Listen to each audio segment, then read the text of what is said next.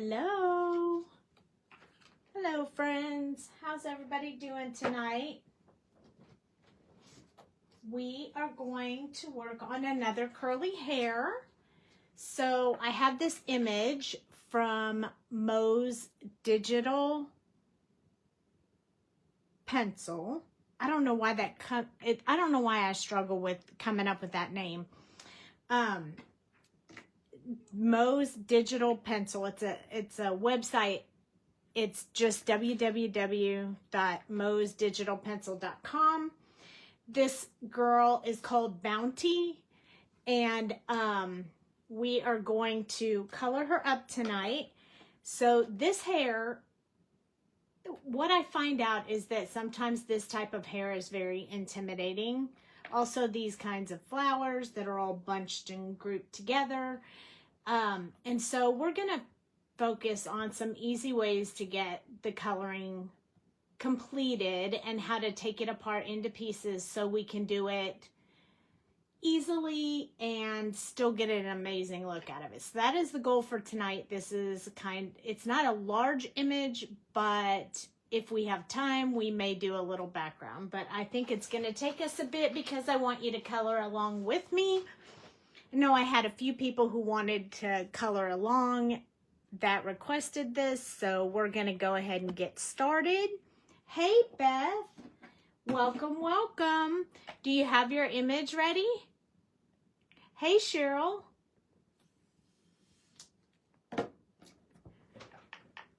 Okay, so we're going to start. We're also, I should mention, I'm great tonight. Thank you for asking. We're going to put a design on her dress as well. So if you want to stick around and see how we're going to do that, you'll be able to see that as well. So many things happening tonight. We're going to use a different skin tone than we usually use. So tonight, we're going to actually add BV00 to our skin tone. We're going to use BV00 as our shadow, and I'll show you how we're going to do that in just a minute. The other colors are fairly standard to what we normally do, a little bit lighter skin than I normally do, but we're going to use E13, E11, E51, E00. Since the skin tone's going to be a little bit lighter, we're going to use R11 for the cheeks. And we're going to do our base coat with E000. So if anybody wants to grab those, these are the colors: E13, E11, E51, E00, E000, R11, and don't forget your BV00. Okay, so we're going to go ahead and get started. I'm going to zoom in here in just a minute. These are the colors I chose for like her dress and such. So we'll get to that here in a little bit. I'm going to try to zoom in pretty good. And I noticed a few people were asking about not being able to see because my hand is in the way. I'm trying to do away with that shadow. So I'm going to try and do it from the side a little bit tonight, but know that when I do that, I can't get as fine of brush strokes because sometimes I need the pen to be upright, and in that case, it's going to be in your way. So I'm going to try and do it a little bit more in this direction, but know that you will probably be able to get much finer brush strokes than I will. So that's the disclosure for tonight. We're going to use this E000 just to coat her skin so we can get started. She's super cute. I'm going to just go around her eyes very lightly. And then she's got a little ear showing here. We don't want to forget that.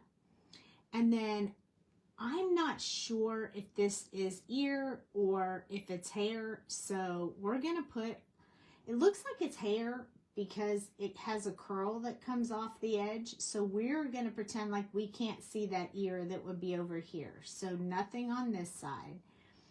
And then we're going to do our little hands Like she's touching the butterfly. It's so cute. Hi, Angela.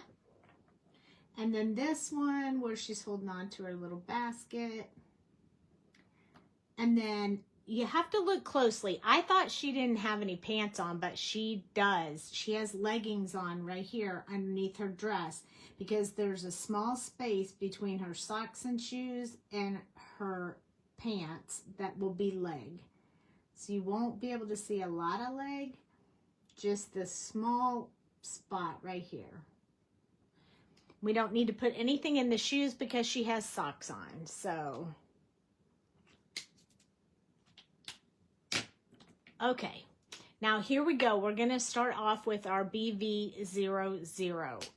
And I don't know that I've ever used this in a video before, so it's the first time, but you're gonna pretend like this is our darkest color. Even though it's not dark at all, when we put the skin tone over it, it will work as our shadow. So we're gonna put that in there. Just another skin tone that you can do. It's entirely up to you what you choose. I'm going to put it anywhere I would have put the darkest color. I'm going to put just a little bit under here and down this side, but that's it. Not a whole lot on that side of her face. And then her hand will just be what's close to the cuff and this back side of her palm. I'm not going to put any anywhere else because I feel like her hand is up to the sky. So next to where the coat is, and then around where she's holding on tight to this basket. I'm going to put just tiny little mark right there, just so you'll be able to see the knuckles just a little bit better. And then for this part down here, I'm going to do what's up close to her pant leg and then what's on the underside of her leg. And for this one, since the sun's coming this way, I'm going to do the back side of her leg and not the front. So there we go. It looks very soft and pretty, huh? Now, our next color is going to be E13, and this is the one where we're going to go over the BV00 and extend just a little bit. And this is going to give us two different tones with this same color because we have this one underpainted underneath. And there's something hanging off of my nib, so I am going to get that off so we can color. Okay, so starting up here where I put this original color and then extending out just a little bit. We're going to use, it's going to look a little dark at first, but don't worry. It'll be okay, I promise. And in a couple of areas where I want it to be, there we go. We're going to add just a little bit of extra where we didn't put the purple. I mean, yeah, the BV00. So I'm going to put just a tad on her cheek right there. I want to leave this space between her eye because her, I don't want to cover her eye with the dark color. I'm going to do just this side of her nose. And then I'm going to go over where the purple is and extend out just a little bit. I'm going to go all the way down to her little finger and then this part in the center of her hand where all your wrinkles are. I'm going to mark those in with this dark color too. So a little bit around here. I'm probably just going to barely touch these knuckles again. I don't really want to extend out any from that. And then over top of this and extending just a little bit further. Probably need a new nib on this marker because there's fuzzies hanging off of it, which is really bizarre. It looks like people are popping in and out. I hope that the live is not messing with you guys. E11 is next. So I'm going to go around extending the E13 just a little bit, but I'm not going to go over where the shadow was, just extending out from the edge of the E13. I'm going to try to make it a little bit more of a smooth line because we're getting kind of close to her eyes. So I'm going to go ahead and do it a second time just to soften that up a bit.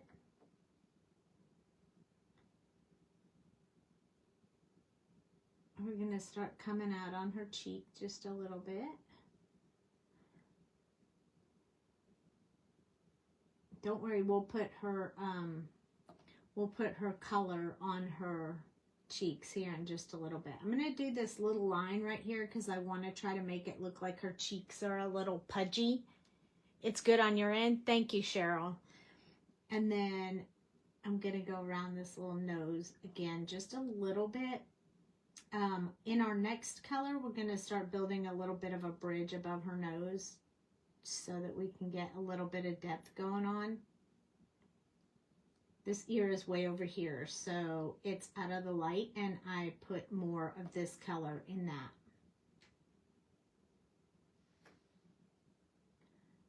So this little hand's going to have a little more of that color as well. I'm going to touch just where, right here, where your hands would have a little bit of shadow in there where the knuckles are, and soften that center part of her hand. And then we're going to move to this side. Going to extend out, work this little bit, and then I'm going to go along the knuckles just a little bit. Want to start softening that really dark color up. And then for this, we're going to go across the bottom, and we're just going to soften that up. Probably not going to use the last color on this because the legs are so small area.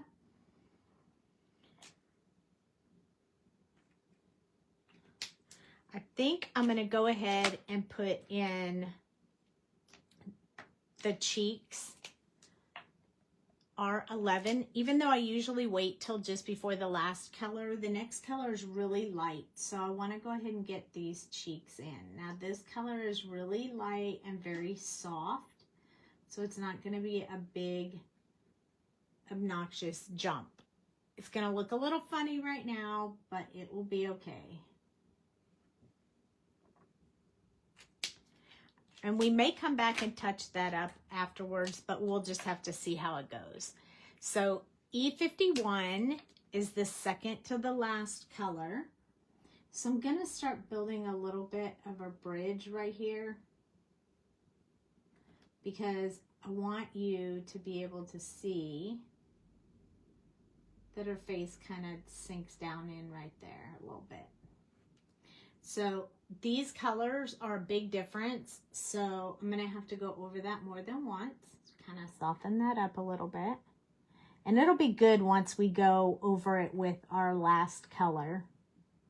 We go over the cheeks just a little bit. At this point, I'm okay with touching the lips because these colors are so light. So I'm not going to really worry too much about that. I'm going to finish her little ear off. I think I'm going to do this part like one more time just to make sure we'll be able to see that. And then we'll work on this hand. I'm going to start doing her fingertips. And then we're going to work on this hand. So this is the one I'm going to add a bunch of the around the outside just in case we need it. And then this bottom portion on her leg. And I'm really coloring it in, but I'll go over it again with the last color. E00 is my last color. And this is where we're going to kind of go over that E51 and the space we didn't have any color on. So I'm still following that little bridge on her over her nose, just to start building that in a bit.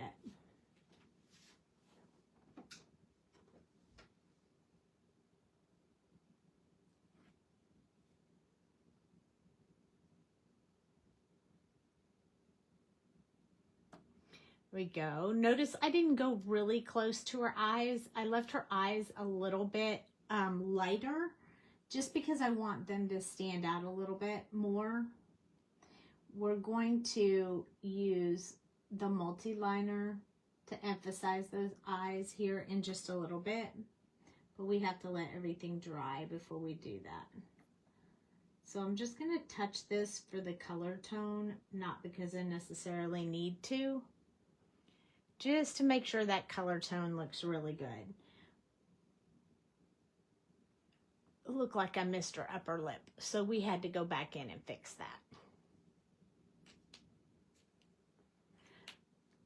So right now what we have is just her skin tone, and it looks a little bit blotchy up here, and I'm okay with that for right now. I want to see how it looks once we put the hair color in, and then if we need to smooth that out even more, we can. So before I move on, I'm going to use my E11 one more time, just to wet this area up there. I think my E00 is making it, like right there, it's kind of has a sticky coating on it, so it's not blending it into that color. Let me see if it's my let me see if it's this marker. I'm having a marker issue tonight. I wonder, this marker feels extremely light. I wonder if I have a broken cap. Let's weigh it. This is what we do when I'm not sure if this marker is way too light. Might just be the color. Maybe it's just me. Nope, it's not low. So let's put it back in there. Yeah, there's something wrong with this marker. It is misbehaving badly. But that's okay, because we're going to do her hair a little bit darker, so it's going to be okay. Now, where I put that E11, I'm going to go in with my E00 and just make sure that's not too dark. Hey, Mama. There we go. And that'll fix that. Now, there is a bit of lightness right there, and I'm going to use my...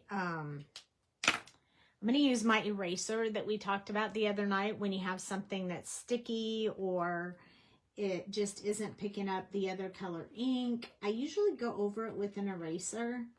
This is just a cheap eraser from Hobby Lobby or Michael's. It's called High Polymer Eraser by Pentel. It's really cheap, but it does the trick for making things smooth when they appear to be sticky.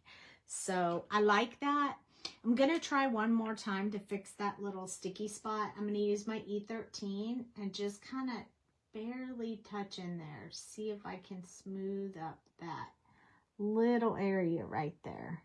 So if you ever have this problem, use your eraser, and when you go back in, just do little dots. Don't go like this, because it's not going to work. I mean, once you have that messed up area in there, there's nothing you can do about it. Hi, Renska.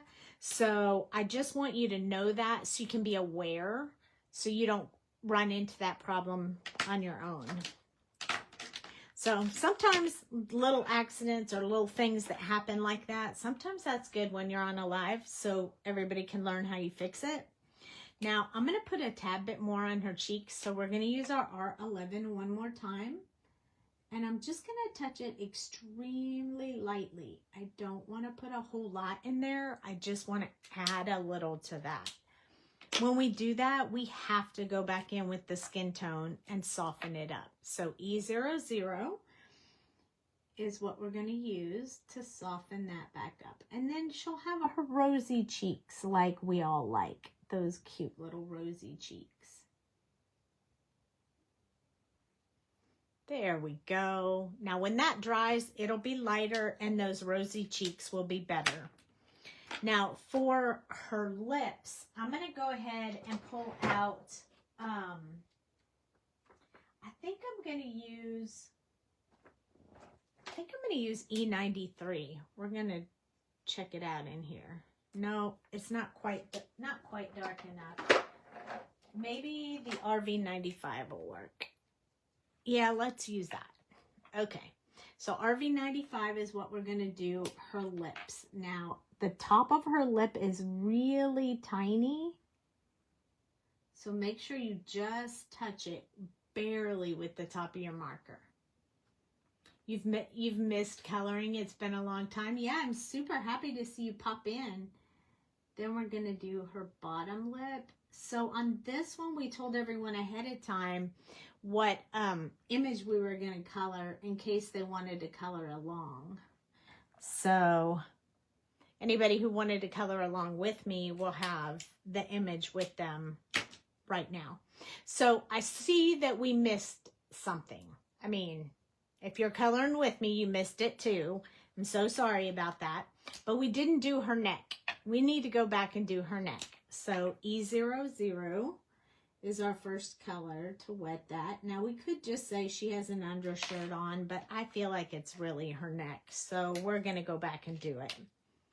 I'm going to use this hazardous marker. Hopefully it's not going to cause us a problem, but we have to do our shadow in the same colors. If we switch them up now, it'll look, it won't match her body. We'll have a different color neck than the rest of her. And we can't have that, right? We can't have that. E13 will be next.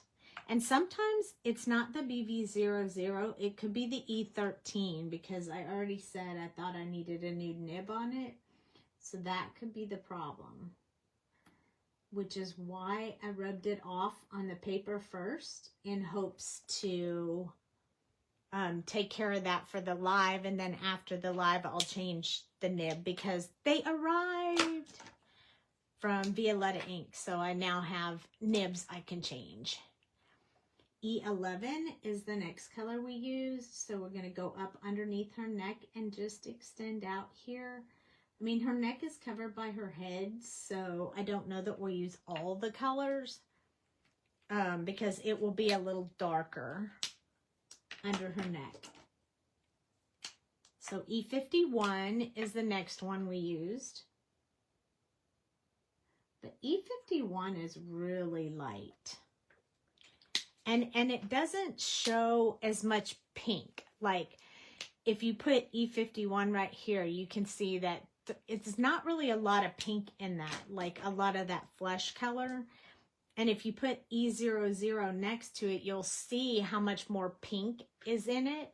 So in order to keep that skin tone, that's why we definitely go in, even though we don't have any more space here, and just go over it one time, just to give it that pink feeling that we didn't have with E51. That's the reason why I did it. All right. So how do we feel so far? Good? The skin tone, that should have been probably fairly easy for you. But we're going to jump right into hair next. We're not going to do any of the clothing yet. We're going to do hair next. So I have chosen like a brownish blonde color because, and we're going to leave it so you can see the brown and the blonde because I want you to be able to see the steps that I'm doing and that they don't blend together quite as much as you would see if I went with all brown. And I want you to be able to differentiate between what we're doing. So here is what I chose. It's going to be a weird combo, not something you normally see, but it's E29, E27. Then we're going to switch to E35. We're going to use YR23 and then back to E33. Sounds a bit strange, but you're going to learn both the curly hair and this new hair color. So Are you guys ready? Let's jump in. Okay, so before I start coloring, and I'm going to try to do it from the side so you can really see what I'm doing, is we're going to pick each set of ringlets one at a time. We'll probably do a group of them at one time, like 4 or 5 of them, and then we'll stop and do all the markers, and then we'll go back and choose a few more, just so we can get a really good feel for what we're doing. I feel like for those that are coloring along with me, it'll be easier for me to start down here because you can see them defined fairly well down there. So what we're going to do is all these curls lay on top of these curls, and these curls lay on top of these curls. So what we're looking for is where do the curls overlap? And then we're going to put a bit of this dark color in there. So over her ear, we definitely need that because there's a lot of shadow there. And then right here, the 2 curls meet up. So we need a bit of color there. And remember, I said I'm trying to do this from the side of my marker, even though I really need to be doing it from the bottom. So you hold your marker upright like this and make your little marks. And I'm going to try to do it from the side so you guys can see what I'm doing. So now this set of colors or curls are overlapping this set of curls.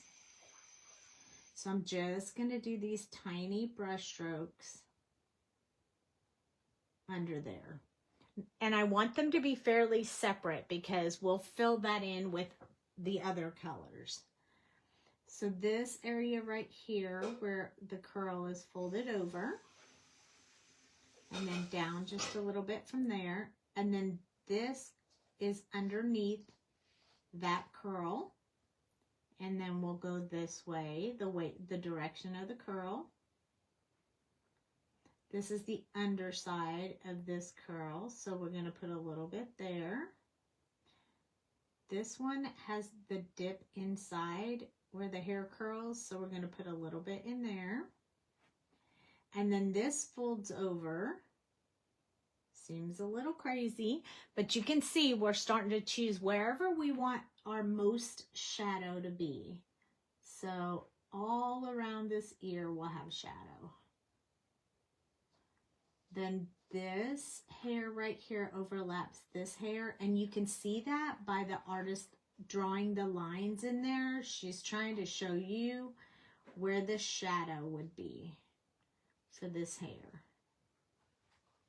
So underneath that curl and then down. We're going to try to follow the pattern of each set of hair. When we get to a couple of sections over here, we're going to make our own little fold in the hair, but we're not there yet. So just bear with me. I'm going to do a little bit between these curls because I want you to be able to see each little curl. And since we started doing this one, we're going to make a separation right here.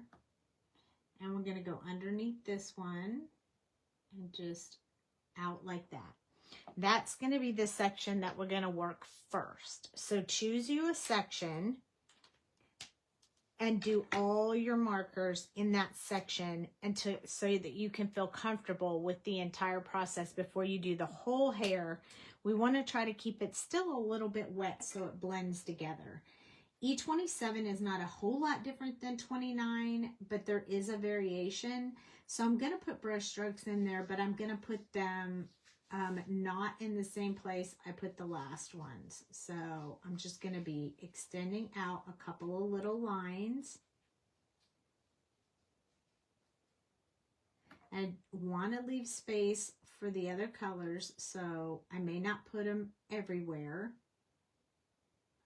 Just want to get a little bit of this color in there.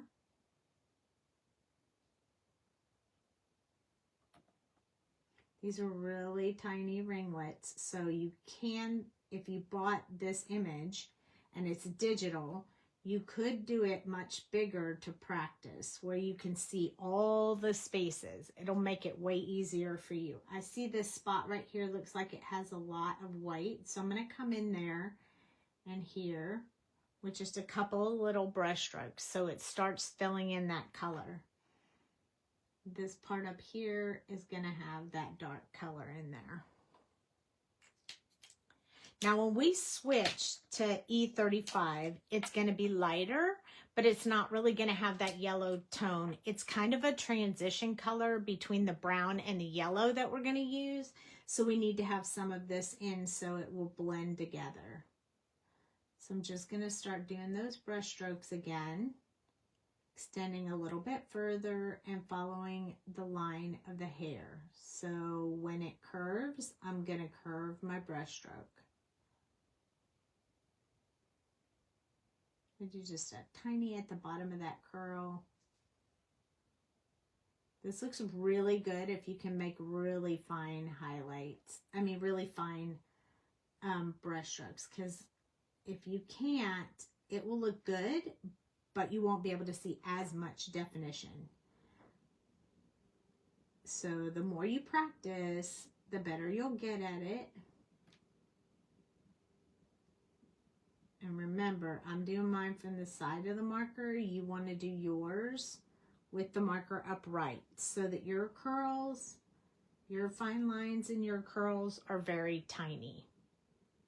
I'm doing okay though. I'm feeling pretty confident with mine, even though I'm trying to hold the marker a little differently for you guys. My camera is above, so it's a little bit, I can't move it to the side because the holder of the camera doesn't go that way. So, okay, here's where we're going to do the YR23, and this is where we're going to bring in the yellow color. So we're going to keep with the same process. We're just adding a bit of yellow. So start doing brush strokes in between all the other ones, leaving just a small area for the last color. You want to make sure you go around the outside with this one. That way the yellow will really stand out.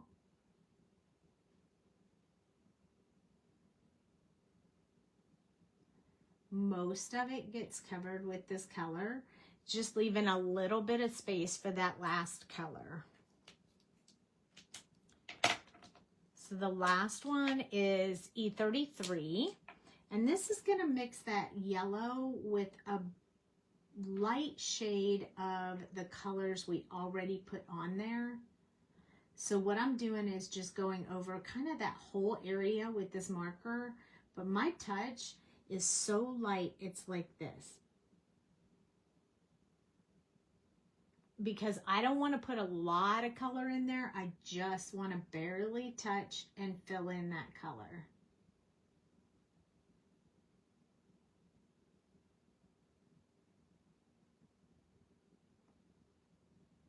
And then we have hair that we can see, curly hair that we can see. I can see one spot. I don't know if you guys can see it, but I see one spot that needs a couple of brush strokes right here, where it looks like there's just a big line of a big spot of this blonde. So I'm gonna go back with my E27, not my darkest color, but my second to the darkest color, and add in just a few brush strokes. So you see how much that changed it and made it just come to life right there? I'll do the same thing here. And that's all we're doing, is just adding just a little bit more in there because it really needed it. Now, it's much darker than the rest, so we're going to go over it with the last color, which is E33, and it's just going to soften that up just a tad so that it all works together nicely. There we go. And that's how you fix a spot if you missed it. So don't worry, you can fix it. Now we have a small section of her hair done, and it's so cute. It almost looks like brain and hair. Okay, moving on. Now we're going to pick another section. We're going to start with our E29 again. And this time I'm going to pick a back section here, and we'll keep going. But I'm going to pick several of these on the back section. And what looks like breaks a space for me would be, I want to do this one. So I'm going to need to come in here and build that separation between that top one and this bottom one. And then along here where that hair overlaps, and then this hair. And now I want to go in and get a few brush strokes that are going to go in the direction of my hair. So this one needs to go that way. Need a few right here where this hair dips. And then that gets the first one done. Now we're going to move on to the one below it. So this one right here. We're not going to do any of this yet. So I'm just going to stop it right there and come this way. Now we have to build just a little bit down here below, and the artist shows you that she darkened that area, so she's trying to tell you, if I think it's a she, that the lines are supposed to be shadowed there, or they were. That was the image she had in her head when she drew it, so that's why we put them in there when we draw. So this piece right here comes down this way, so we need these to go up, and then this one separates here, so this one's on top of this one, so we're going to do that too. This is really hard to do from the side of your marker, just saying. But hopefully it's helping you guys be able to see what I'm doing. There's also a piece right here that's kind of up underneath the other hair. So we're just going to put a bit in there. And then this one comes down right here. Comes down this way.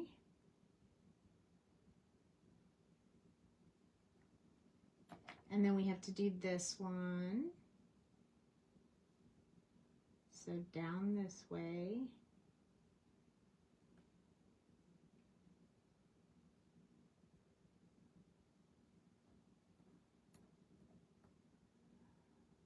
I'm just going to add a little more right there. Okay, we have to do this one so we can meet up with the colors that we were working on. And this will be the last one for right now.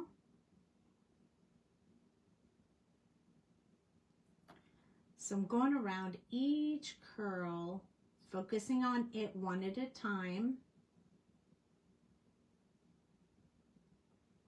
just so I can get that color in there. There we go. Now I have a little bit of the dark color in that whole section.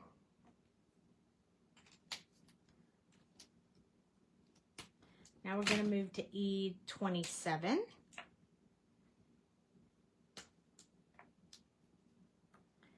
And we're going to repeat what we did before. So adding more of the dark color, but trying to do it a little in between where we had the last color. So not over top of it, but like in between it, or extending out from it.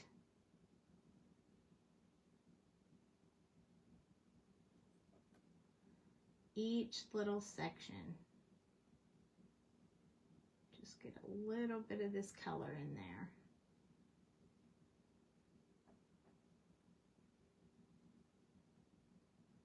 This one's got a line right here, so I'm going to build that line in with this color. Oh, that was a really thick brush stroke. Down. This one's going to go up. And then down here. Down this curl. This one's going to go up. So just pick each one individually and work on it. It looks like I'm probably going to need to go a little bit further on these. So I'm just going to put a few little lines in there. That way it looks consistent with the other ones.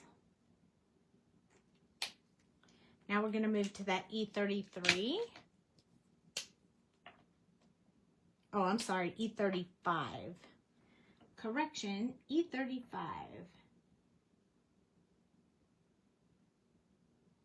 Going to get a little bit of this color in there before we come in with our yellow. With our YR.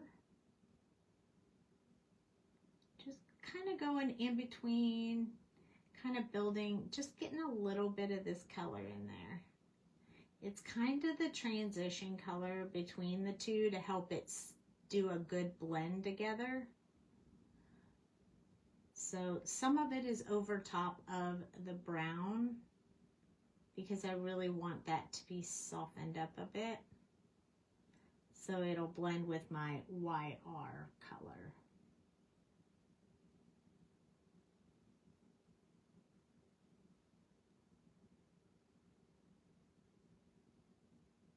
A little bit easier to do if you can get tiny, tiny brush strokes. Just little ones. Little hard to do from the side of your marker, but we're making do with what we got. This one jumps out at me when I look at the camera, so I'm just going to soften that up a bit. Now we're going to go to our YR23 to put a little bit of that blondish color in there. So on this one, if you have any spots on the around the outside that you haven't filled in yet, you'll want to make sure you fill those in now with this color. And leave a small area for the last color. Just a little bit.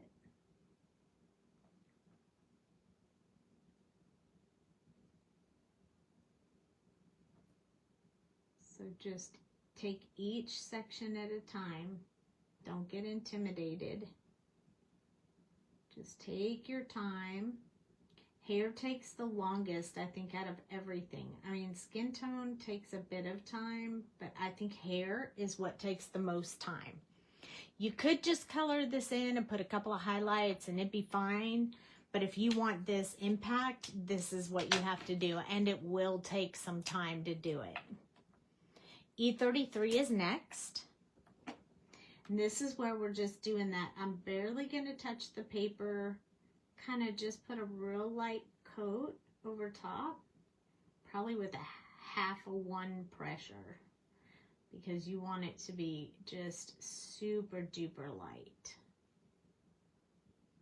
Just kind of skating on top of the paper to add this color in. It kind of just softens that yellow a little bit and sort of marries the yellow and the brown together and makes it look perfectly. Now we have more hair done. Yay! It may look a little darker than this one, and that's because it's not dry yet. When it dries, it'll look the same as this one. So don't worry about that if it looks a little different. Just keep going. Don't stop. Just keep going. Okay. I'm going to try and take another section this time. I thought I spilled ink on and it was just a piece of glitter. It scared me. Okay.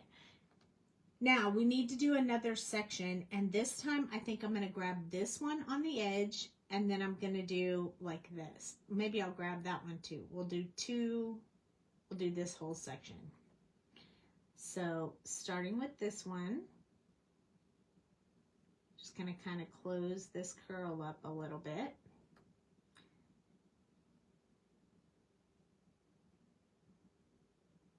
I need a little bit tiny brush stroke, so give me a sec. I gotta do it upright. All right, then we're gonna go along this edge.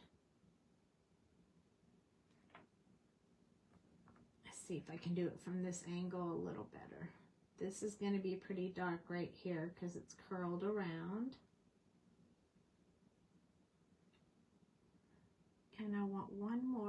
here, like right there.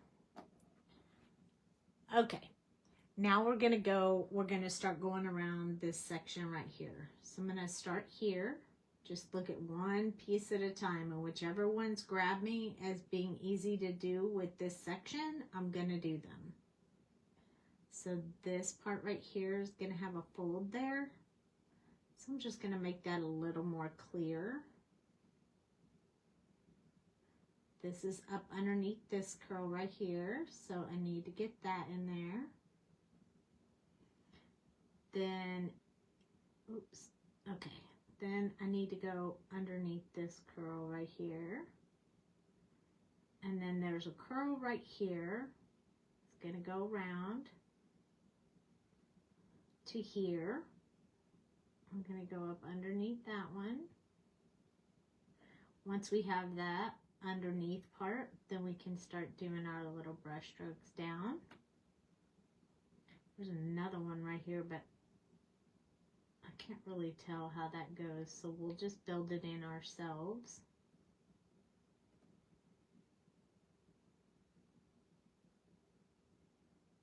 Notice sometimes it looks like I'm touching the paper, but I'm not, because I'm very nervous by getting too fat brush strokes. So I'm trying to be really careful. All right. Hello, Beth. Okay.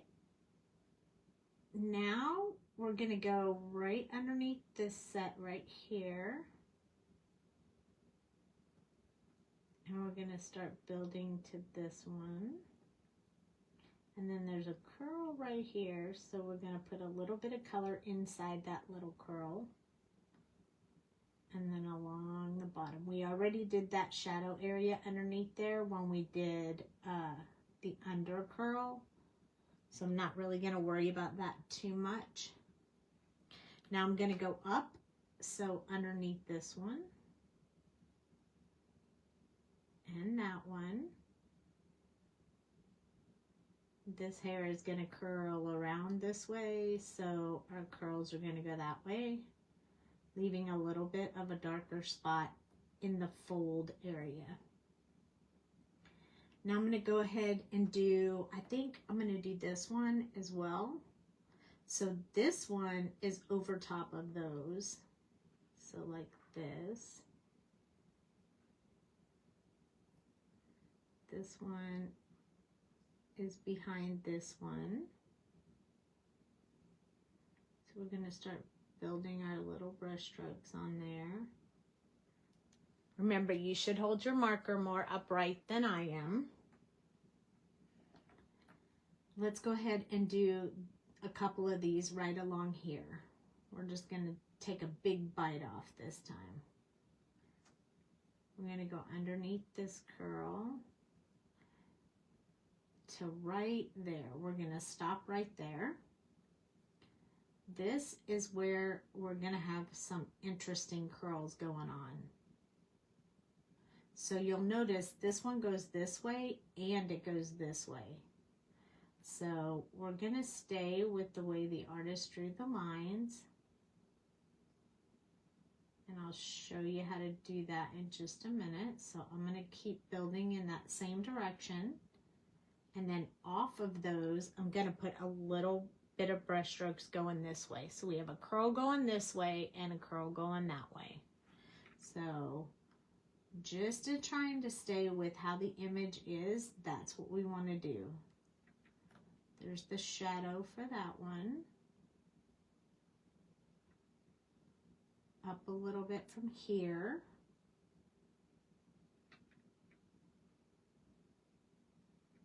There we go. All right, so we're gonna leave the rest for the next group, and we're gonna keep going with our E27 now. So we're gonna switch to our E27. I'm gonna go back over here and start over in this section right here. Remember, we're gonna add some brush strokes, but we're gonna try and put them in between where we put the last ones, just so that we're not covering up that whole area with dark. Very small bit of it. because we still have several markers to go. So in between where our last brush strokes were, and making them just a little bit further out than the ones we made before.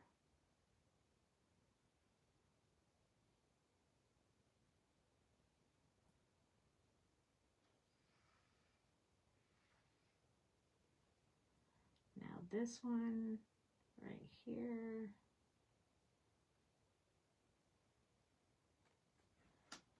And now this one. Just small areas, a little bit at a time. Up from this fold, down from here. Now doing this one, then up from this one, and that right there could be a fold as well. So I just colored that one in so you could see that there'd be a little bit of a bend in the hair right there. Then we're going to keep going with this one. Remember, we have it going this way and this way.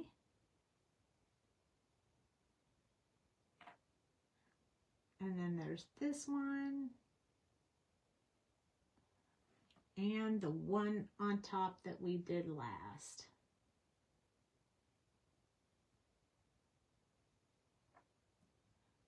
We just want to extend those out just a little bit. So there we go. Now we're going to switch to our E35.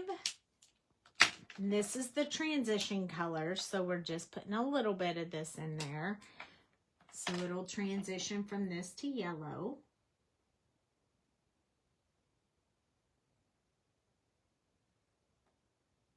Just a little bit.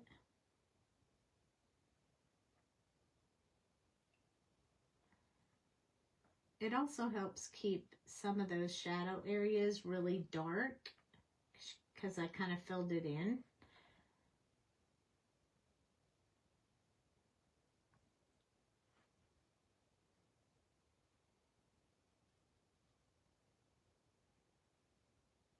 A little bit here.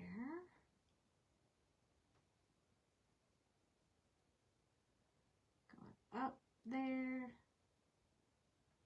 Anywhere there's a bunch where you want it to stay dark, I'm just filling it in with this marker. I don't really want the highlight to be there, so I'm not going to put the last color there. So just softening some of those really dark areas. I am leaving some of these sides right here alone because I want them to be a bit more yellow. So you can really see that blondish color in her hair as well. Let's start over here. Go this way. This one that's going that way. Up from the bottom.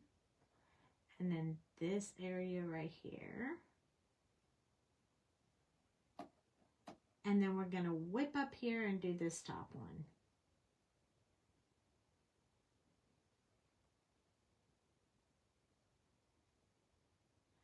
This is why usually when people do lives and you see them color, they're not as detailed as this, but then when you see them color something off where they're not online, it's like, wow, because they don't have time. They're trying to keep the live down to a really short period of time, and it's just too hard to do this in a short period of time. So this is why R23. This is the one that we would do around the outside and then fill in some of the white, leaving a little bit of area for the last color. You want to make sure you get enough of this color in there because it's what brings that yellow blonde to the hair. Not technically the yellow blonde you have in your mind when you think blonde, but it definitely gives that appeal when you get it in here, in the hair. Like a golden blonde.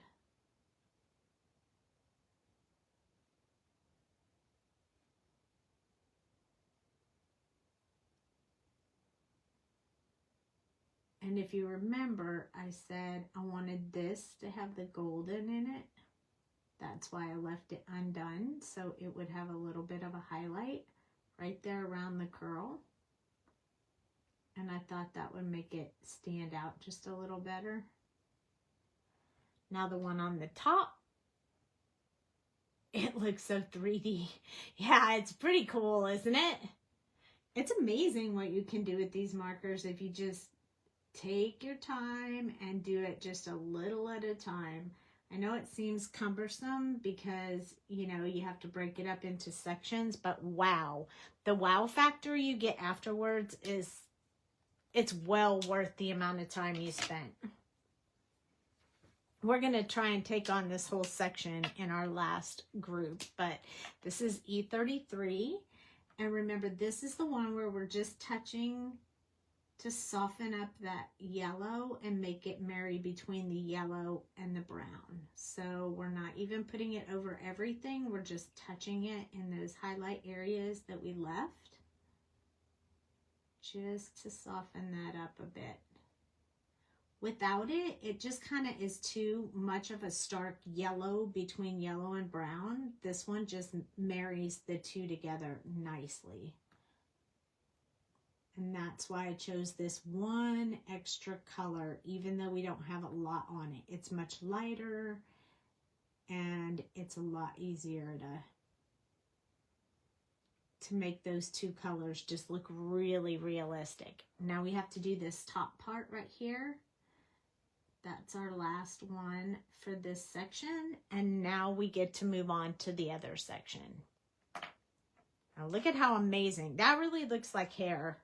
I mean, that's how your hair would look if it was flowing everywhere in the wind. So I'm going to turn her this way. It's upside down, I get it, but it's going to make it easier for me to do each section. So E29,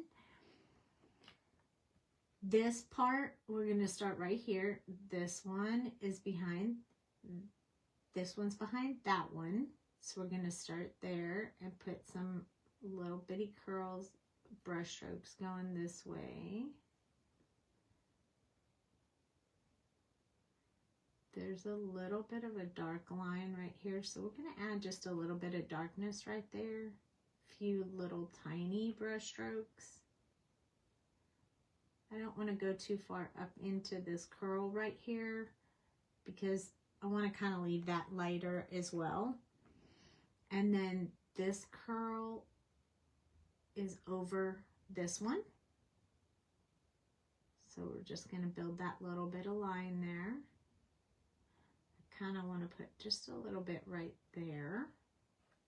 Now this curl right here is in front of the one behind, so we're going to go ahead and get that one in there.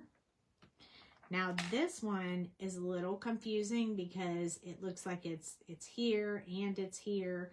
So what I do is just build that little area so you can see what you're doing. So I just added a little row there, and it just makes it look like her hair folded over right there, and that makes it look more clear.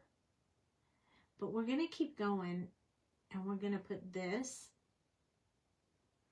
like those are behind this piece, and we're going to say this one's curling as well, but it's curling in both directions, so it's going this way and this way.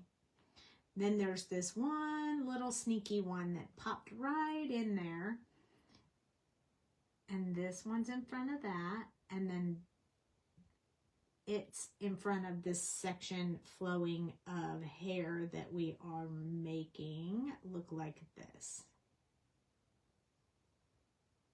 You need to have a few in those little ends right there. And then because we built this one right here over in front, we're going to go ahead and put some on that as well. And then we need to build this one in. So there's this little curl right here. And then that one's over this one. So we're going to build that in there. And then this one goes this way. Then this one is on top of the one behind it. So then we're going to work on this one. Same thing there. And right here, up under that one, and then right up by her face.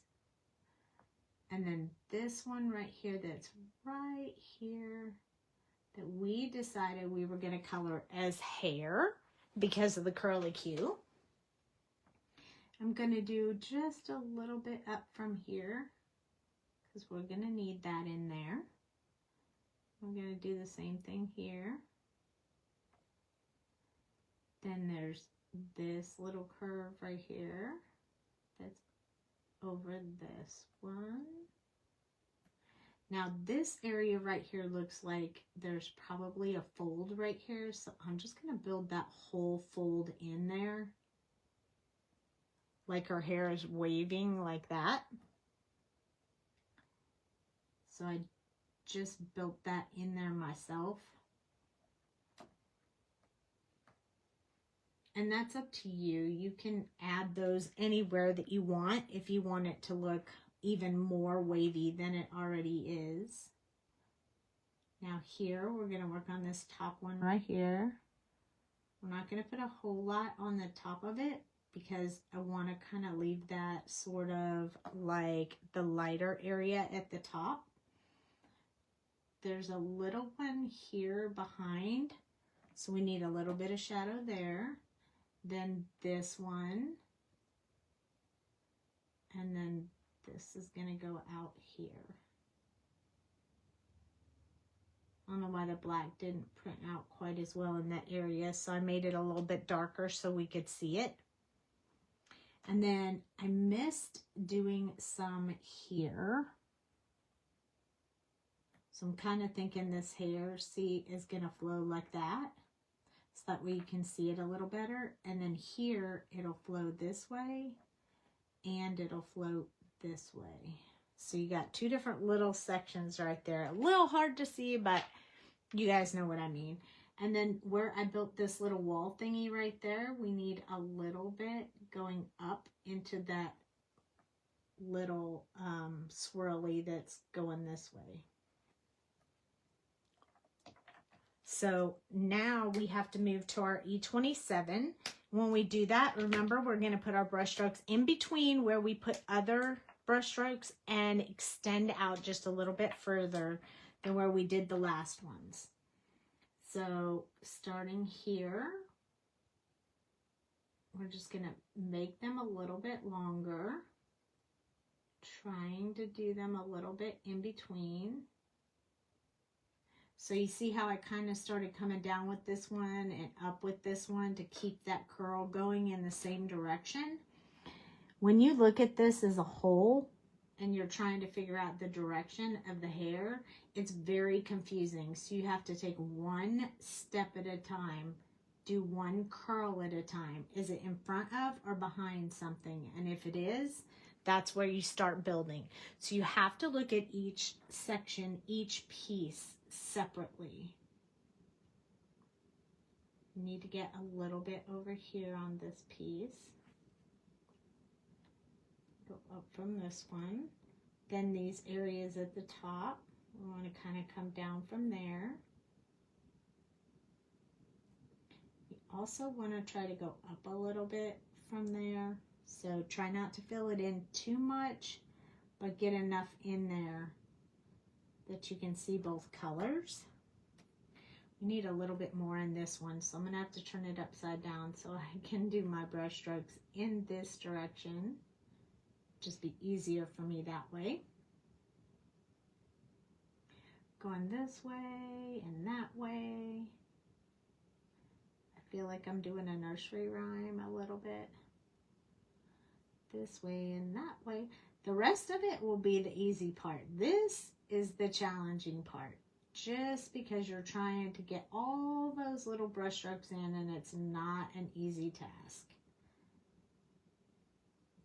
That is why it's so impactful when you look at it, because you're taking your time and you're focusing on each little strand, giving it that detail that you'd want to be in there. I need to turn it back around because I gotta do this part. Sometimes I'll go over the little curly Q if I think I can get that fine line. You don't have to if you don't want to. It's a personal preference. There we go. Yay, we're getting there. Look at how pretty it looks. It's awesome. I think I missed one little spot. So before I close my marker, I want to come down here and add just a teeny bit into that section.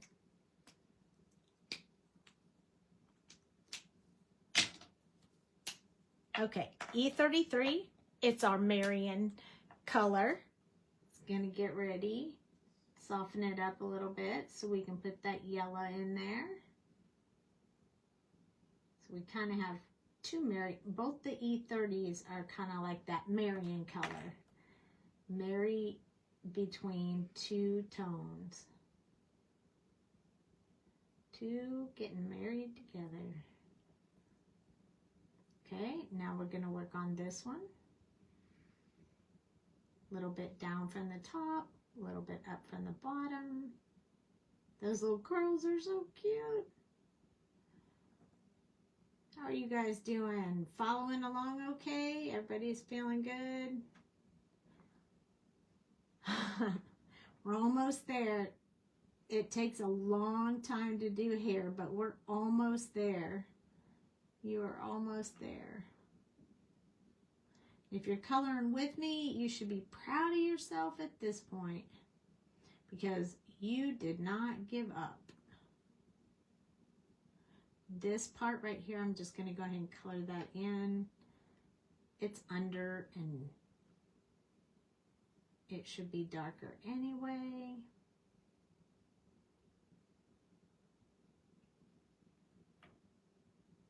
Here we go, up on that one. It's our last one. Put just a little bit on there. Now we have yellow. Yay! I mean, look at that hair. Isn't that amazing? And really, it's not so hard if you break it up into pieces. It's just knowing how to do that. And honestly, if anybody did, you're feeling relaxed, yay! If anybody doesn't know, how to do it, you just have to look at one tiny piece at a time, and whatever direction it's going, especially with curly hair, even though it might not seem like it makes sense, just do it like Nike. Just follow the direction that piece of hair is going, and it won't steer you wrong. It won't look real if you don't do that. So you've got to follow whatever direction it's going in, even if it feels crazy. You just got to do it. This one is also around the outside. So if you noticed any spots that you missed around the outside, now's the time to do it. One more over here. There we go. And now we just need to add our last color on there. Adorable. You love it? Is this what you expected it to look like? Beth Rice, are you getting there? Is this what kind of curly hair you wanted to see? Remember, we just barely touched with this color. This is the other, marrying it, the brown and the yellow together. So we could do this any colors. It doesn't have to be yellow. It doesn't have to be brown, but I thought I would give you a non-standard basic color. So you could learn two things at one time. It is, yay! I hit the nail on the head this time. I'm so glad. So yesterday you saw how we did a bunch of curly hair, but we did everything going back and forth like this. But this one is all kinds of wavy everywhere. Look at that hair. Look at that hair. So there you go. There's a close-up look of that amazing hair going on there. She looked like she had crazy hair, but how cute is that? I love it. All right. So now we're going to move on to her outfit because I know this process takes a bit. I want to go ahead and get into it. So I'm going to do her coat next. And we're going to do her coat in a solid color. So we're going to start with BG 18. And then we're going to move to 15 and then 13. And then we're going to add this BG 32 because the BG 32 has a little more of an aqua than a blue color. A little more of a green color than a blue color. And these have more of a blue to me than a green. So the dress is going to be a much lighter greenish blue. So I want the jacket to be darker, and we're going to need that little touch of this to make it better. And I can show you what I'm talking about. If we can not add it, then do the dress, then we'll add it so you can see the variation, or we can just do it all now. BG 18. So you can see as that the artist put these like very dark shadows over here and not over here. So we're gonna follow what they put. I'm gonna assume this collar is on the dress and not the sweater. So I'm going to color the collar with the dress, not the coat. Okay, so we need to put in this darkest color around the hair. Be careful not to bring any of that brown hair down there with you. You shouldn't, it should be dry now. That's why we started, another reason we started down here first. Putting a lot of this dark where the shadow lines are that the artist put on this image. So just trying to follow that and put some of that shadow in. Now this is the line. It's usually like a sewn line on your coat.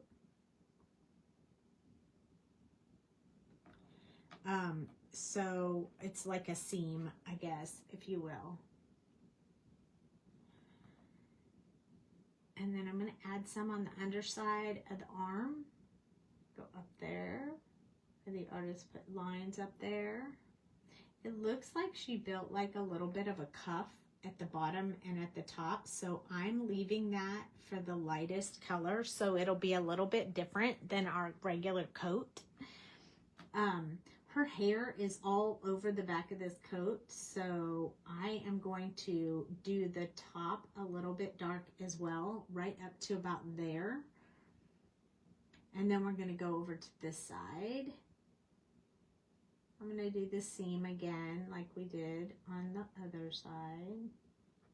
And then I'm going to leave this little bit along the bottom so it matches the other side. I'm going to put just a little bit here. And then right here towards the underside of her coat. This part is right over her face, so I'm going to add just a little bit more there. And then this is kind of folded where her arm is folded up, letting the butterfly go, so we're going to put a little bit of shadow there and right there. I think I'm going to go around this collar real quick like it's over top of the coat. That way it looks like it's a little bit more in the design of what I thought, is that the collar belongs to the shirt and not the coat. I'm going to deepen up this color over here a little bit because it is really in shadow compared to the other side. Now I'm going to move to BG 15.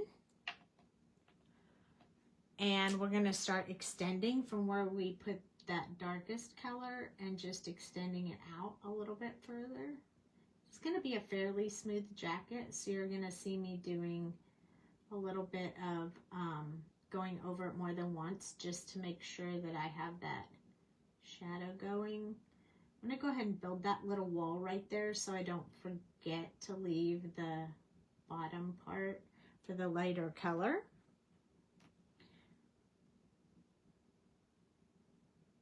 I'm going to use this one for around the outside. They're both kind of the same color, so BG15 and 13 are extremely close in shading color, so it's not going to be a big difference, which is also why I decided to add in that other last color, because that'll give it a little bit more variation as well.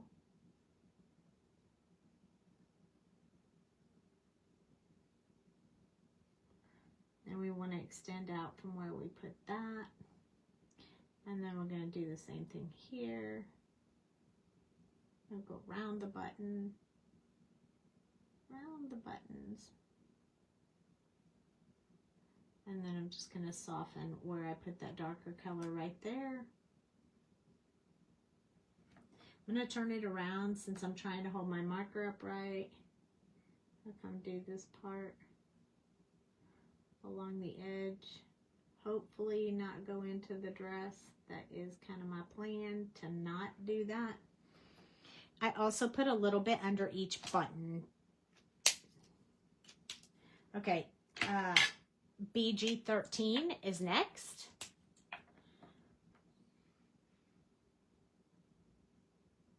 I'm not going to do a lot of blending with this. I'm just going to get this color in there, and then we'll blend with that last marker.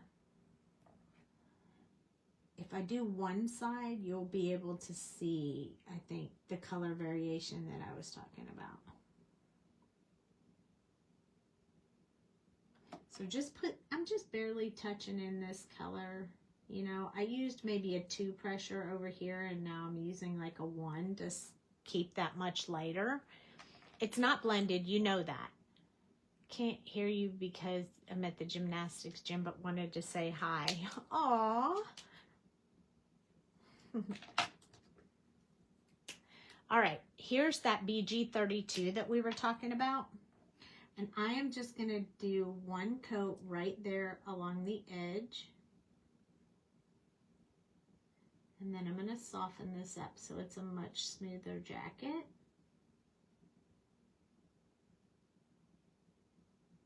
Kind of like, again, marrying those two colors together. I seem to like that. This is a lot about marrying tonight. Just going to touch that edge. It leaves it a little bit lighter on the outside edges, but not enough to really be some kind of impact factor. I mean, I didn't want it to be a two-tone outfit, or I would have put a different color on these edges, but I did want them to be just a little bit different, so I chose to do them just a little bit lighter. And now you can see how that stands out a little, and it will match better with everything else when we get done. You'll see. Okay, so now we're going to do her dress and her socks. So for her dress, we have BG 34, 32, and BG 11. So BG 34, 32, and 11.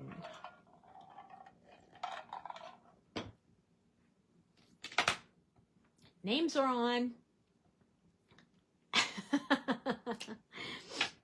BG 34. Now, I want to keep this dress really light because we're going to put a pattern in it ourselves. So with this color, I'm just going to do my little shadow areas. Really sparingly.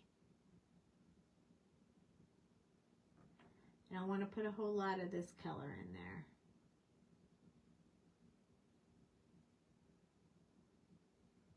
I'm also going to try and leave just a little bit of an area where you can see that her leg is underneath here and right here. So the artist kind of put those lines in there for you so you'd be able to see like where the leg was. And I'm going to run with that idea. And I'll explain more as we go along. Just hang in there a minute. This up under here.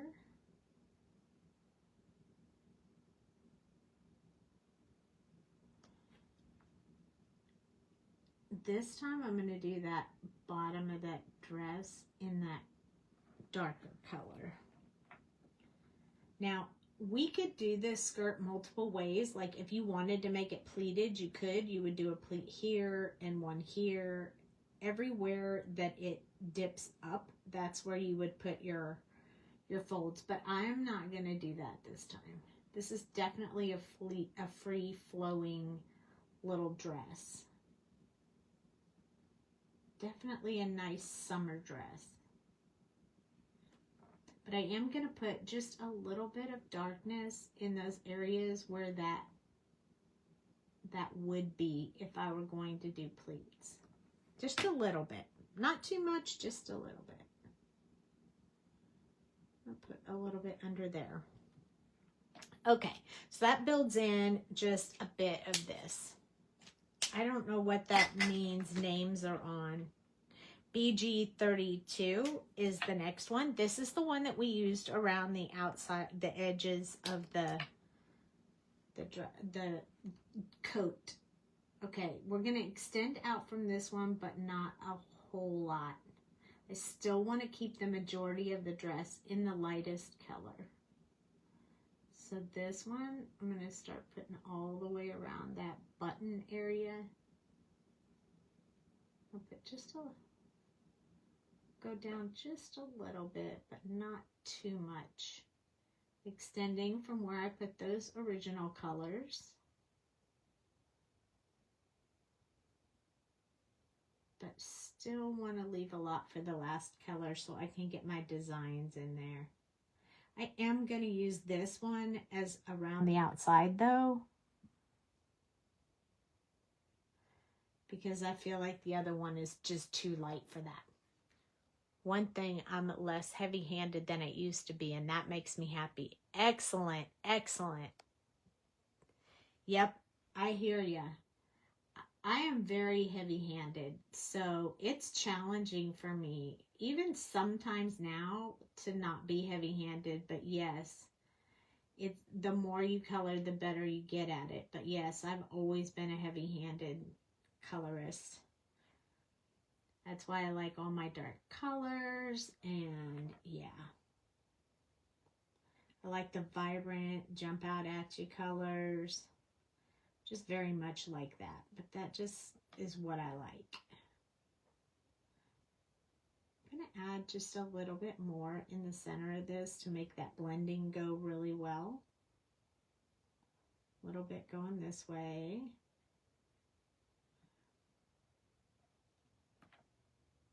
If we do it all in one color, you got to have some shadows in there. Just a few more. And there we go. I got all my names on my markers from the stickers. You made me. Oh, yay. So all your names are on. That's great. So I'm taking it was fairly easy. BG11 is next. I'm going to start from the outside and push back in because I want to keep that outside really light. And I don't want it to look like a white dress, but I definitely want to keep it very light so we can put our little design on the dress. So I'm just doing a little bit of a back and forth motion. I'm going to have to do that more than once because this BG11 is much, much lighter than the other color, than the BG32. So I'm going to do it in very big strokes, side of my marker, so I get a lot more ink on the paper. I'm going to keep going, and then I'll go back and go over it one more time. Because you can still see all my lines, and I don't want you to see them that well. I want you to see them a little bit, like over here, but not a whole lot. So here we go, one more time. This time I'm going to put just maybe one more notch of pressure so I get just a bit more ink on the paper.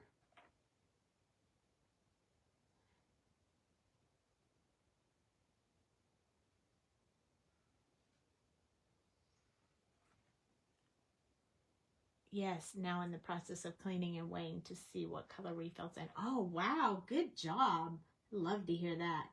I go down from this one more time just to make sure I get those brush strokes softened up. I don't really want to see big brush strokes in a flowing, free-flowing dress. Just in wherever the folds are. So there we go. I feel much better about that. I like it. It's lighter than, it's lighter than her coat, which is what I wanted. But it will stand out more from the coat as we do the design on them. So let's do our socks, BG34. So I'm going to go along the rim of these socks and make that have some dark, 'cause it looks like they're folded over. And then there's a buckle on these shoes. So I'm trying to go under the buckle and over the buckle. And there we go. Kind of the same as we did her skin right there. So this is the inside of her socks. They're always darker. Then we got to go around the back side of this one because the light is over here.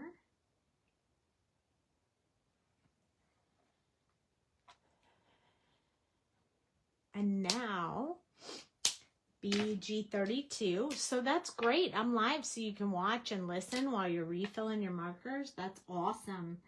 BG32. Round the outside. And then just a little bit out from there. Leaving a little bit of area for the lights, for the white color, the highlight.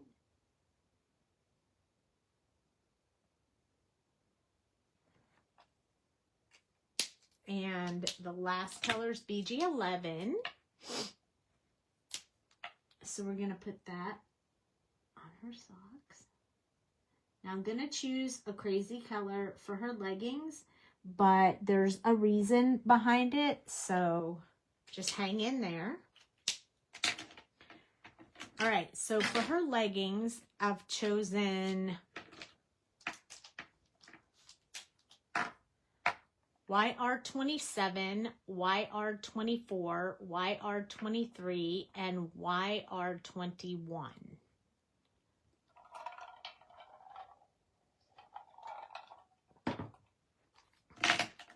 So we're going to start with YR27. And her dress underneath here. Oh, I didn't do the detail of where there's where her leg is and there's where that leg is. That's why I went ahead and put all those folds in there so you could see. But you could definitely show that a whole lot deeper if you wanted to.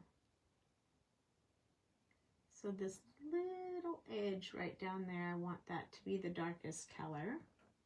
And you definitely want to get this dark color up underneath that dress because it is hanging over her leggings. So you for sure want to get that colored in. So for here, same thing. That dress is hanging over those leggings. So you have to put some of that dark shadow color in there. Right up underneath that dress. Then these areas right here along the back of her pant leg, just like you did with her shoes and socks. And then this goes, there's a couple of lines right here, but we're actually going to do our coloring sort of in an angle where these two are going to meet and go down, just so you're ready for that. It's going to be a little bit crazy, but that's what we're going to do. So this is not a bad color together. I wasn't sure how this was going to work out, but we'll see. YR24. This is the color I'm going to add to her buttons.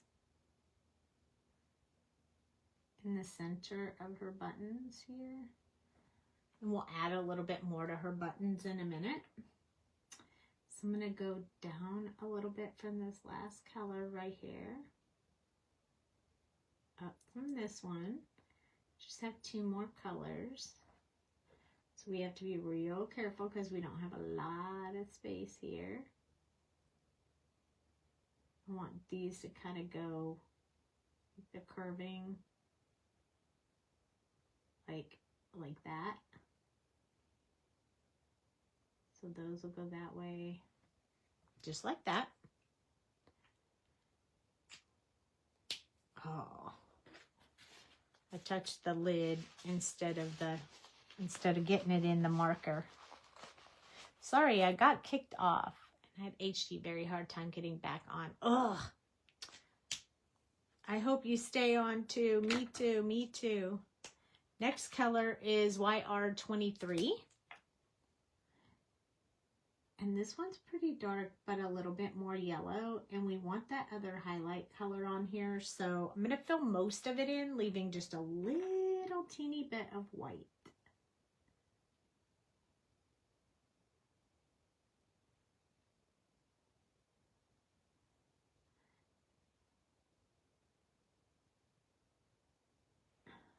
There we go. The last one I have is YR21, and this is the one I'm going to finish the buttons. It's not a lot of color, so it'll make them appear to be a little white with a little bit of a yellow tint on them, and I am great with that. Just kind of getting this colored into. Blending that well. These are leggings, so when leggings are one color, they should blend all well. Like that.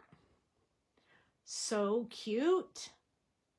She's perfect. Okay. Now, with her, for her design, we are going to use that BG34, which was our darkest for this dress. And then we're going to use YR23, which is the main yellow from this color down here and from her hair. So this will all blend nice and well together. I'm going to show you on a piece of paper what we're going to build so you can be ready for it. I'm going to make the center of, we're going to make flowers. We're going to make the center. So you're just going to put them all over her dress wherever you want with these tiny dots. And then you're going to come in with the YR23 and you're going to put 5 dots around there. So leave a little space in between them. Just going to make your dots a little bit bigger. So you might want to practice real quick so you can make sure that you get 5 dots that go around. They don't have to be perfect. They don't all have to look the same, but they do have to be kind of the same sort of flowers. So you want to make sure you get your dots going around it nicely like that. And we're going to put these right over top of this dress. So you get to choose where you want them to be. You can put them anywhere you want. You can even put them on the edge, like right here, and then only do part of the flower. It's up to you where you want it to be. So I'm just kind of touching it like 2 times just to make sure I get it the size that I want. The more you put on here, the more flowers you have to make. So you choose how many you want to put on your dress. Try to put them randomly. Put one right there. So that it's not really a pattern, it's just anywhere you want it to be. And there we go. I'm not going to put any on the collar. I don't want any on the collar of her dress. I want the collar to just stay in that light color. And then we're going to take this YR23 and we're just going to touch right around. I tend to do it with 2 dots just because I don't want to set my marker down too thick in one spot. So I kind of do it with 2 little dots. I just don't touch very close. I mean, I just don't touch very long on the paper. so it doesn't end up a great big old blob. I don't want a big blob, I just want a little one. So if I do 2 dots and I touch too heavy, I'll only need 1 dot. That is the reason why I make 2 little dots. Sounds a little crazy, but there is a method to my madness here.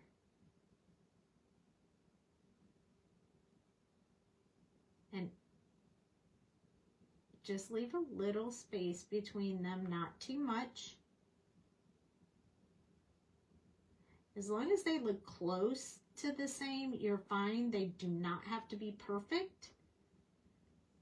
They never are. Patterns are never sewn on a dress exactly perfect. So don't worry about that. It's true, I promise.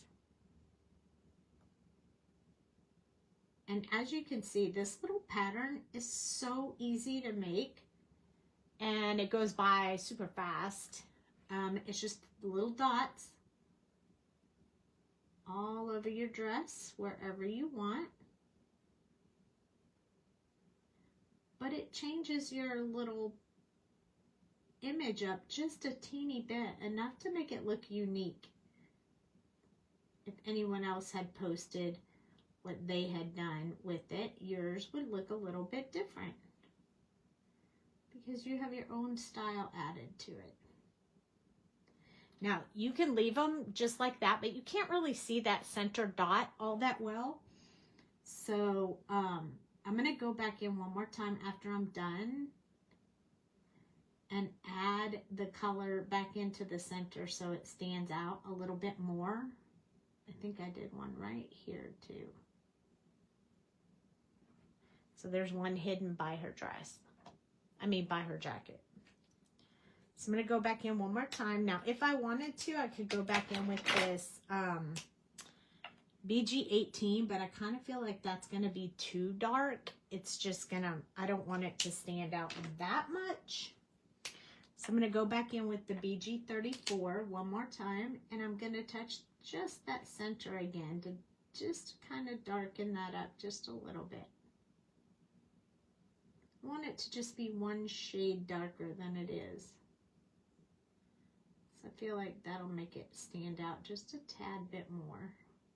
I want it to be soft along the dress, so I don't want it to stand out too much. But I want it to have meaning, so I like that better. Might not show up quite as well on camera, but you could also use a multi-liner and go around the center, but I think you can see it enough now. See? You can see it a lot better when I hold it up close. Now, for those cute little shoes and the basket, we're going to put those in a brown color. I'm not going to put yellow in it, but I am going to use the same colors for her hair. We're trying to recycle colors so that you don't have to pull too many colors out. So we're going to use E29, E27, and E35 on the basket. So this is the 29. It's the darkest color. And see, when you just work one piece at a time, you are in great shape. So this part is up close to the flowers, so it's overshadowed. And this is the underside of the basket. And I want to do these lines in between, just so it stays defined right up against her hand and along the underside of the basket. And then these artist drawn lines in here. So for this side, I'm going to put a lot of shadow like under her hand right here, because her hand's shadowing that. And then I'm going to do the underside of this basket piece as well. So up here where the flowers are is going to have a bit of extra darkness. And then I'm going to put these lines in it just like the artist had on the other side. So along the bottom and then up, along the bottom and then up, along the bottom and up. Same thing here, And there we go. So that builds in, starts building in the handle. Now we're going to go ahead and do the base of the basket as well. So what I'm looking for is somewhere in these flowers to see if there's a space that shows the lip of the basket. And I think that would be right here. So I'm going to color that in brown. Everywhere else you can't really see it except for this one spot right here, but I think that's part of the leaf. So I'm going to leave that alone. This is a leaf, so I'm going to come up underneath this leaf. Put some depth in there, underneath this leaf and this flower. I also want to do the base of the basket with a very thin line. So be careful when you do it. Make sure you hold your marker upright so you can see what you're doing. And you can get a very fine line. And then I'm going to go up underneath these petals on this side of the flower, this side of the leaf.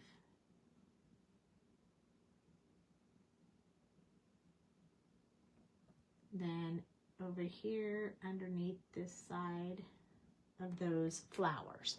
So it's just building in a bit of depth, and when you hold it like this you can see it really well.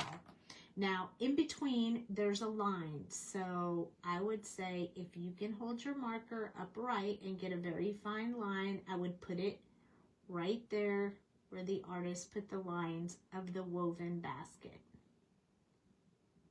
So if you can't get those in there, I would skip this part. You could do something similar to this by picking up the next couple of rounds of what we're doing. So in between, she's got like these little lines, just like we had on the handle. And I'm going to go ahead and put them in this darkest color. Maybe not all of them, but the ones I can see really well. Just want to show that. It's like a lot of detail right here up close. But after this step, we're not going to be paying attention to that much detail on this little woven basket. Just trying to get that in there for now so the basket stands out. You definitely want to be able to see there's a basket there, which you can. Now we're going to use E27. We're only using 3 colors, so we only have 1 color left. So I'm just going to go along the top of this basket and along the top of this one. If your line gets too thick, don't worry, it's fine. I got too thick on that spot. And then over here, I'm just going to work around the edges, so like around the outside. Maybe a couple of spaces I may put a little shadow, but the rest of it I'm going to leave for the last color. So we're going to go with E35 next. And this is where I'm just going to color it in. Really, I'm going to kind of splotch it in there because I don't want to blend out the lines I put in there with the darkest color. So I'm just kind of lightly touching that color in there with like a bouncy motion. I missed a spot right there. And then the same thing here, I'm going to do it all in a bouncy motion. I just want to get color in there. I don't want to blend anything out. Is that, I think this is all part of the basket. Along the leaves, just splotching that color in there. If you wanted to get real tricky and you wanted to print it bigger, you could do it every other square is a different color, but I don't want to go all that out that much. All right.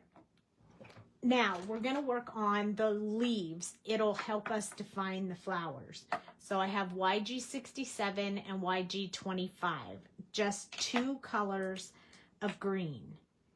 This is going to be the shadow color and then the little line up the middle of the leaf. The rest of it is going to be the lighter color. So I'm going to start right here and I'll say right up against the flowers and then straight up the middle.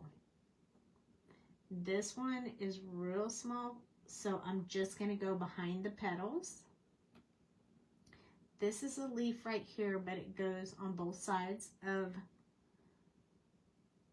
the basket. This is a stem, so I'm going to go ahead and color that in the darkest color. There's another stem right here. And then there's a leaf right here. And it's okay if you can't tell what's leaf and what's not leaf. It's okay. You can just pick. Just put the color in there. And then it will be a leaf. Nobody will know anything different. I'm going to go along the base of this, the underside of that flower.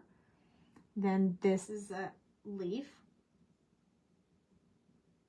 So I'm just going to get that color right up in the center. Can't really tell, but I'm assuming that's a flower, so I'm going to leave that alone. Right here is a leaf because you can see the center part of it. I'm going to stay in the basket for right now. All that looks like flowers. This looks like a leaf. If I miss one, it's okay. I can go back and do it later. These all look like flowers. Here's a leaf. So right now I'm just looking for leaves. There's a stem right there.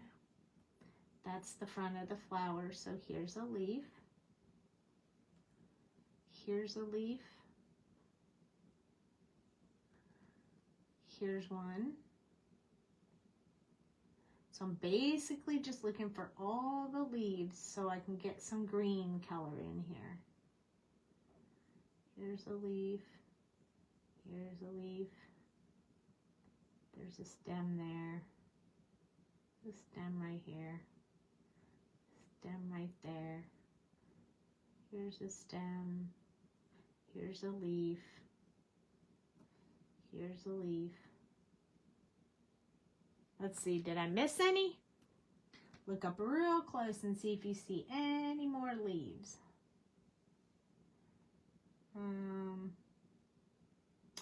Nope, I don't think so. So in this area right here, so this part right here, you can't tell what that is but you can tell that the petals don't meet up with each other. So I am just going to stick some green in there. Same thing with this one. You know it's not a petal, but you can't tell what it is, so just put some green in there. Same thing on this side. If it ended up being a flower, oh well. It is what it is. So I think that's all I'm going to put in there for right now. If I come across anything else, I will add it later. But I think I have it all. Now I'm going to go back in with this YG25 just to give me a second variation of green in here, just for eye-pleasing purpose. You could just make them one color if you wanted. And they're so tiny, it doesn't really matter. But I like to have just a little bit of both colors in there. So that's why I didn't pick more than one color. I don't think I need more than one color. I think more than 2 colors. I think 2 colors will do it. I don't need 3. It's not enough space for that. You could do some leaves dark and some leaves light if you wanted to do it that way. It's kind of up to you on what you feel and what your mood is like at the moment. But my first impression when I looked at it was, let's just go ahead and put 2 colors for leaves. The number of colors that you choose in any combination is entirely up to you. There's no right or wrong on how many colors you're using. It depends on what kind of taste you're looking for, and so you get to choose that. And don't let anyone tell you any different. Okay, so for the flowers, now I kind of want them to be yellow because the flowers on her dress are yellow, and I think that'd be really cute. But I don't want to make the inside dot blue because that just seems odd to me. So I'm going to make the inside part. I'm going to use my YR27 that I used earlier for her pant legs. And I'm just going to touch in the center of the flowers and put this YR27 in there. Now I'm just going to make them all one color. I could do 2 colors, but I just think it only needs 1. I mean, we're not going to be technically looking at the flowers. We're going to be looking at the girl. Oh, I missed a leaf. So I don't think it needs to have quite as much detail in the flowers.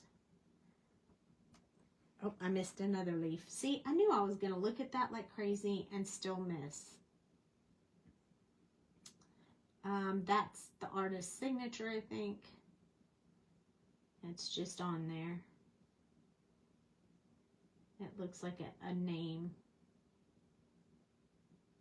I used to do that a long time ago when I did my images. I don't do that anymore.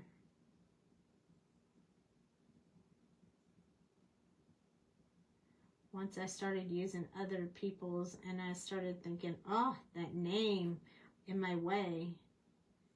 So I quit doing it.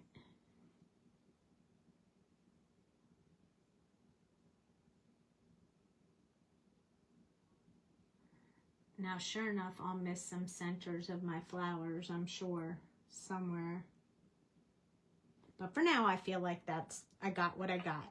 I also think I'm just going to go ahead and do the centers of these butterflies with this color while I have it open. Because, you know, we're going to need to do them next anyway. All right. And I want the flowers to be yellow. So I'm going to try to stick with the yellows that we used already. And then I'm going to add maybe E51 if it works. We're going to test it real quick. So let's turn this around. This is our, I don't want to use YR, well, this is our YR23, which I might use a teeny bit of, but we don't want to blend with the center of our flower. And then our YR21, which should be totally fine. And then maybe our E51. It's much lighter, but it's like almost like a buttercup, and it's what we used in the skin tones. So let's use those 3. That'll keep our flowers lighter. It's also keeping all the same colors in our image, so we don't have to use a whole bunch, and it all kind of coordinates together.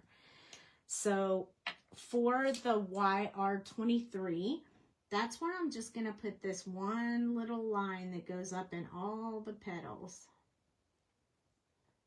Just going to go around and put those lines in there.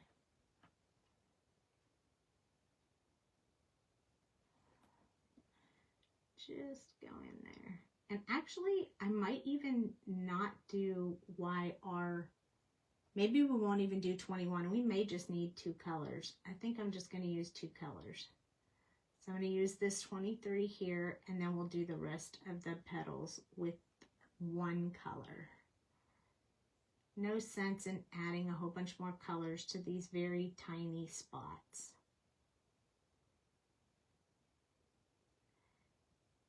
And I don't have to get this color all over the place. I'm only putting it where it pops up. I don't have to make sure there's 1 on every petal. Just the ones that I can see that artist drawn line on, I want to make sure I get 1 in there. But if there's not 1 on, I'm not going to do it. Like that one, I'm not going to do anything on that one. Because nobody's going to be looking at the flowers that closely. Honestly, they're going to be looking at the hair. Right? Isn't that what you'd look at if you saw it? It'd be the first thing that jumped out at you, and you wouldn't be worried about whether I put a little bit of this in each one of my petals.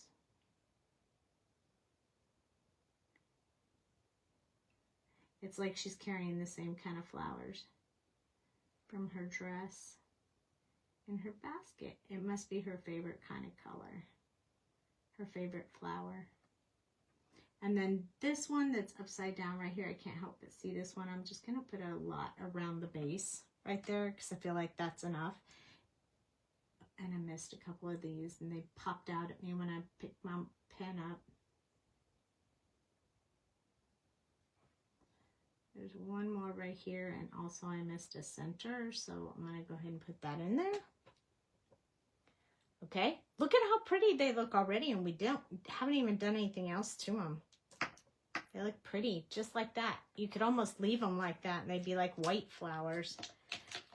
Okay, I decided to skip the YR21 and go straight for E51. It's kind of an off-white, and I'm not going to focus a whole lot on this. I'm just going to touch on there where they are.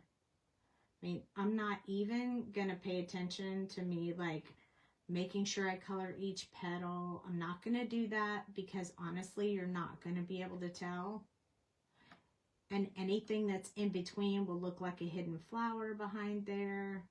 I don't want to blend, so just gonna touch that color in there. Honestly, you can do that. It looks like you spent like a whole lot of time doing it and you really didn't. It's an easy way to make a bunch of flowers in a field as well. You can make it look like you spent a lot of time on it, but you did not.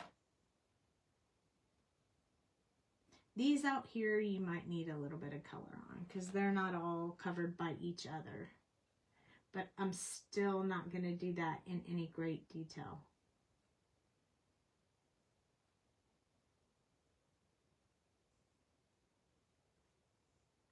I do not have a card for this final project because I figured it was going to take us a long time to color it. So I didn't want to do any card with it. So it's just coloring tonight. Now, I missed a few places on the leaves and stuff. So I'm going to go back in real quick. This is so stinking cute. I'm going to go back in real quick with my YG25 and just kind of add like just a little bit to those ones that I missed. Like I missed this great big flower right here. I mean petal right there. There was one right here. There's some space right here that I believe is supposed to be, and then anywhere where there's white that I didn't fill in with the flower, I'm just going to make it green and it'll look like it's supposed to be, you know, the greenery behind the flower. I missed one little flower center that I really do want to color in right here. But for the most part, you're really just picking up on any of those little pieces that you might have missed. And I missed 2 flowers, and then I'm done. Well, we have the butterfly, but I missed this flower, needs just a little bit, and this one, and then this one. I missed 3. And 1 leaf. There we go. And I think that does all of the petals, and look at how easy they were to do. And the flowers, they just look beautiful just like that. They don't even need a lot of detail. Butterflies, we're going to kind of do them the same. I want to put a little bit of the blue in there, and I feel like since everything is very, very light, I think we should put a little bit of this BG18 in there. So I'm going to kind of go around the outside of the wings with this darkest color. Oh, no, I think I'm going to do the spots. Now, we could make these monarch butterflies, but for tonight's purposes, I'm going to do the top part, just the spots, and the bottom part, I'm going to do in this darkest color right here. I mean, there's not a lot of detail on these butterflies that you can do because they're so tiny, but we just at least want to give them a little bit of color.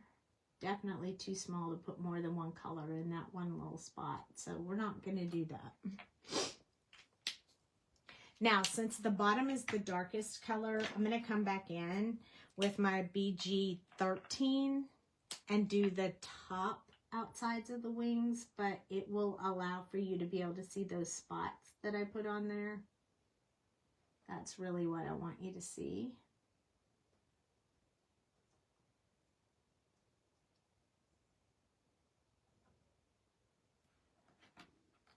And I think I'm going to put green on these butterflies just so they stand out a little different than the flowers. I mean, there's not a lot of definition in these butterflies, and it's a little hard to see, so we're just winging it. I'm going to put a little around the edge of the bottom so that the two colors blend together with the top and the bottom. Just right along that edge.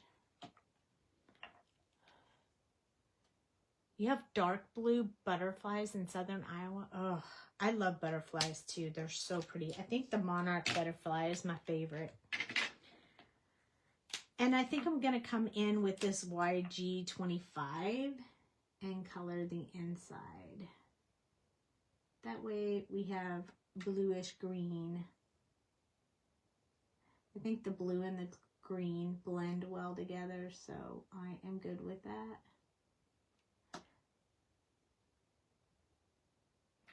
And they look cute, and they don't have a lot of design, but they look super cute.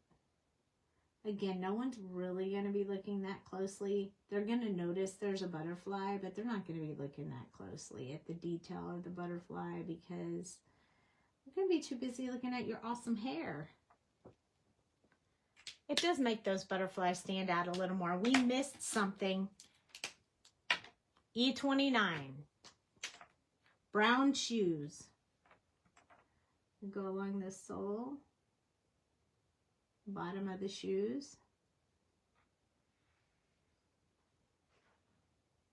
I'm just kind of building a little bit of a sole on the shoe, even though there's not one there with this dark color. And then I'm going to use E27 to finish off the shoes, and then we're done. And look at us go. We did so good. Don't know how long that took us because I don't have a clock in here. But I felt like brown shoes would go really well with her hair since the rest of her outfit has a lot of yellow in it. And there we go. We have a precious little girl. Now you could add white gel pen if you want, anywhere you want, but I kind of like her just like this. So here's the up close. Isn't she the cutest? I think white gel pen would look really good on the butterflies. But how cute is that? Do you guys like that? I also have a sparkle pen. I can sparkle it up. I'll probably add that kind of detail afterwards. But I wanted you guys to be able to see it in all. Isn't she beautiful? I love her. So I think I'll probably build a background for her, like some grass down here and sky, but I'll do that another time because we've been on for a really long time. But I didn't feel like I could cut her out all that easily because of all her flowers and basket and all that butterflies. I want everything in there, so she's going to need a background. But isn't she just precious? Thank you for this suggestion, Beth, because this was really fun, and I really like these images. They're super cute. So thank you so much for joining me tonight. Now you guys know if you request something, I will do it. I even went out and bought these images to do it because I really want to help you guys. So if there's something in particular that you'd like to see colored, let me know. And I will be more than happy to do them. I'm glad you guys liked it. I hope you learned. If you need a refresh on it sometime, it'll be on YouTube. It will also have the colors in the description, so you'll be able to see what colors were used. And we are still working diligently on trying to get everything ready for the shop. It's taking a really long time, but it's a lot of work, huh? Because we are hand making stuff. We are hand making our products, so it is taking a bit longer. No, we're not ordering supplies from China because of tariffs, so we're making everything. So, but it is coming soon. It's going to be in June. I just don't know how soon to the beginning of the month. So definitely hang out with us and make sure that you're on alert so you know what's going on. And thank you for joining me. And I love these images. So thank you, Beth, for suggesting them. And I'm glad that I could do them for you. I am so glad. So you guys have a great weekend. I will see you here next Tuesday at 8 o'clock. And I appreciate you guys so much. Thank you for watching. Good night, friends.